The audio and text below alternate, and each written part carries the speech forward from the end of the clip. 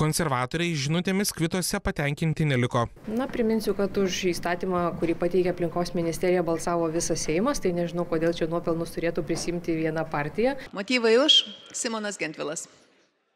Ir šiandien mes transformuojamės. Vyriausybė yra paruošusi, paleidusi milijardinės, ne 1 milijardo priemonės, modernizacijos fondas, RRF, Teisingos pertvarkos fondas, Europos struktūrinė parama, klimato kaitos programa.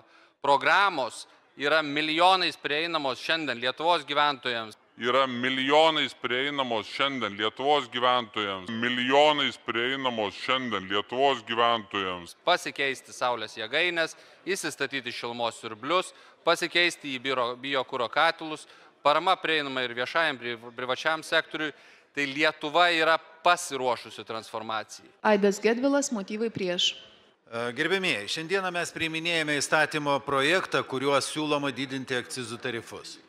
Šio sprendimo motyvai yra, kad iškastinis kuras turi būti brangesnis nei žaliosios alternatyvos, bet tada natūraliai kyla klausimas, kaip tai įtakos Lietuvos piliečius ir šalies ekonomiką.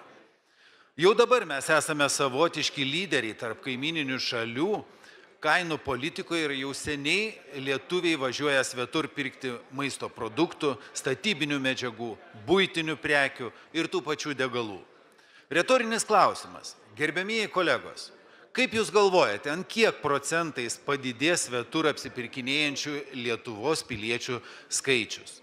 Mes su kiekvienais metais tampame vis brangesnė šalis.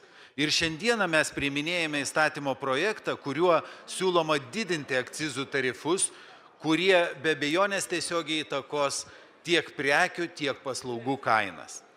Ar jums, kolegos, neatrodo, kad visgi reikėtų vertinti tokius projektus bendrame kontekste? O gal šis akcizų įstatymas yra tik aklas ES reikalavimų ir įsipareigojimų vykdymas? Ar įstatymo projekto iniciatoriai prisiima atsakomybę sureguliuoti tokius procesus? Jau dabar Lietuvoje prekių kainos yra dirbtinai išpūstos lyginant su kitomis ES šalimis.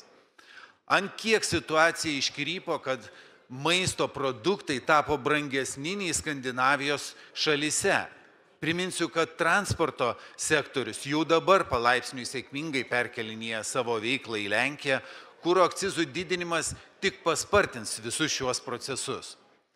Kaip jūs nesuprantate, kad mes tampame nebepatraukli šalis verslui?